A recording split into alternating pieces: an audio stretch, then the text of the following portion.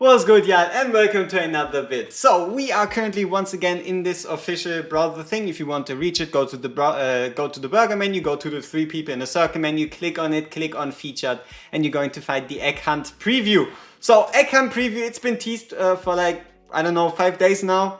So we have the full banners, everything else on top of that. So let's get straight into it. First off, the extravaganza, which is a bad pun. We have 28 ancient summoning crystals just for logging in, which seems kind of ridiculous. But yeah, next up, participate in the time-limited events to obtain a total of 113 summons. The event-exclusive hero is Nora is back for a limited time, blah blah blah blah blah. See the images, we've seen this before, but now we have the images to go alongside of it. So, time-limited summoning event, 17th of April, which is in 8 days. In 8 days, Anora is coming back, running for a total of 4 days with a guaranteed 200 summons drop. So Anora as a limited on the 17th. Then we have another banner that runs a day after the Anora banner, which is Lyra and a never before seen unit in Talon. So Talon is a new unit that does exist on the test server, but I can only show you what she can do on Friday. So stay tuned for Friday, where I'll be able to give you an exact idea of who Talon is and what the hell Talon can do. But here you go, we have a most likely, it doesn't say so, but most likely 15x banner for Lyra and Talon. Lyra's already a strong unit with the dispel and everything on top of that, but there is a chance that we're looking at a 2x 15x banner. Then we have what we all feared to come true, what we all hoped to be able to avoid, at least most of us, and that is we are again in for a double Lord banner. Time limited radar for Chaotic Lord Vol'jin and unnamed hero Imrit, which means we are having a double Lord banner. So even though the Lord rates are boosted, they're halved because they're split between two different Lords. Doesn't make any of the units worse, but it makes, for example, Vol'jin harder to get. Disclaimer before we continue on, there is a chance that the Anora, the Lyra Talon, and the Imrit Vol'jin banner will already be featuring 20x rates. So if we do get 20x rates, that would mean having two Lords in Imrit and Vol'jin up being less of a impactful negative.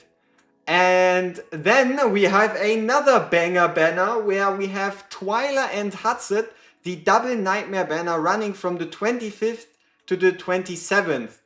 So we have the huge weekend from the 17th to the 21st with 3 banners, Lyra Talon, Anora Limited and Imrit Vol'jin. And then for the next weekend we have Twyla and Hatset. So all new skins, limited time bundles, so you can buy it if you want to. Twyla skin, Gears Gone Wild, which looks to be steampunk Harley Quinn hair color themed Twyla. Overall quite nice. Then our guaranteed skin, the Celestial Consort, more like traditional Chinese flavored costume with, you can see it, right? And it is available through the Egg Hunt event quests, so no need to spend. And then we get the Ascendant Sovereign Vol'jin, which once again seems to be referencing some Eastern Asian themed mythology parts and such, making him look like some celestial being, celestial entity, as well as a look at the event shop. We have Anora's exclusive artifact, Vol'jin's exclusive artifact, ancient summoning crystals, 5-star psychic powers, gleaming meteorites, and geary casting hammers, as well as more events. So here we have the sign-in. The sign-in provides us with a total of 4, 6, 8 ancients. Makes me wonder where exactly we're supposed to get all those, but if they say 28, then they mean 28.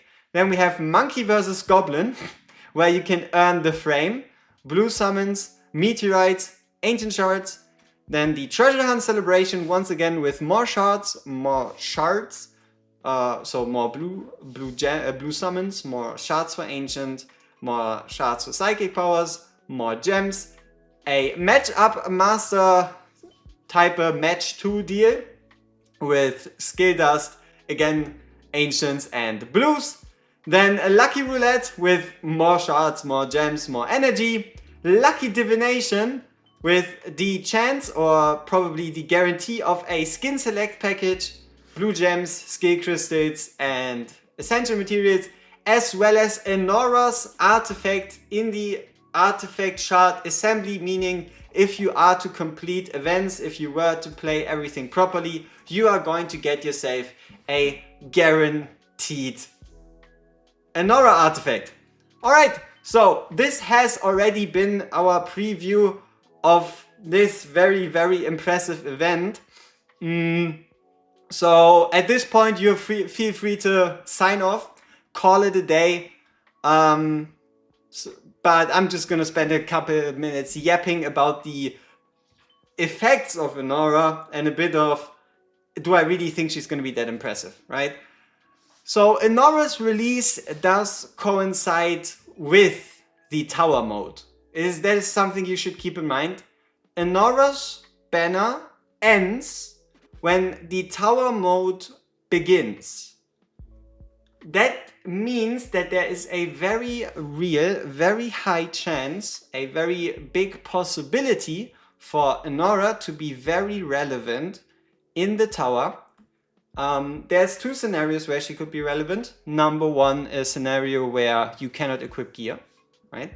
In a scenario where you cannot equip gear, a unit that is arguably the strongest unit in the entire game, if inspiration isn't on the table, obviously just makes her better, right? So there's two ways the tower can go. The tower is either you cannot equip gear, you cannot Awakening Storm play a role, you can just bring your units that are already upgraded to level 60. Or it's gonna be, you can bring everybody Awakenings count, gear matters, artifacts matter. The more things matter, the less impactful Enora's kit in general. But yeah, so if it is simplified, then Enora's even stronger. And if it's not, she's probably still gonna pop off. So Enora for tower, someone to look out for. This radar banner right here, if we look at it, Enora has a dispel, right? Enora is a dispel hero next to Kigiri and Lucius, one of three. So potential possibilities for us to be facing a boss in which it is not of critical importance but very helpful to be dispelling buffs, meaning picking up a Lyra here would be nice. Another plus point for Lyra is obviously the fact that she has been getting more relevant now, because as a third wheel for the Infernal team, for Abyss 1, she's really, really good. Like, she can do some massive shield damage. And then we have Talon, who's a Piercer, Watcher, Marksman. That's all we know about her. And then obviously Voltron Emirate. Voltron, single target arena. As much as people would like to tell you, Voltron, he's still king there, right? It just makes sense. And Emirate, if I had to rank Emirate somewhere, I would say he's like GVG unit, right? Emirate is mostly a GVG unit. The fact that he does massive amounts of damage and he can get to 0 block, but if you think just because he has 0 block means people can pass him, oh hell no, he just freezes them to death. If Emirate were to die, he can also revive himself. He also has the bond skill with Enora, making overall Enora better in general. And outside of that, he might have a place in anti-air arena. Which brings us to Hatsid and Twyla. Out of all the banners before, Hatsid Twyla seems to be not as impactful, but keep in mind, it is a banner that starts 4 days after the tower starts. So it might just be a, oh, okay, you're stuck in the tower, here, take this Hatsid and Twyla banner to help get yourself through it.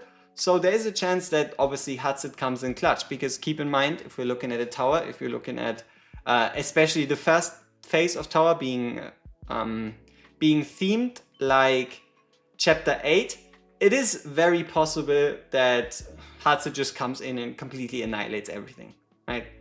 Skin wise, if you like the skin, get the skin. Celestial Consorts, pick him up, don't pick him up. The Nora skin for free, I like it, it's sick. And also, I always found her staff to be kind of creepy. this exclusive artifact right here. Let's get to it again. This one, I find it kind of creepy with like the hands and the face and this. So getting a reskin there into more of like a lamp also is a good thing. Peace!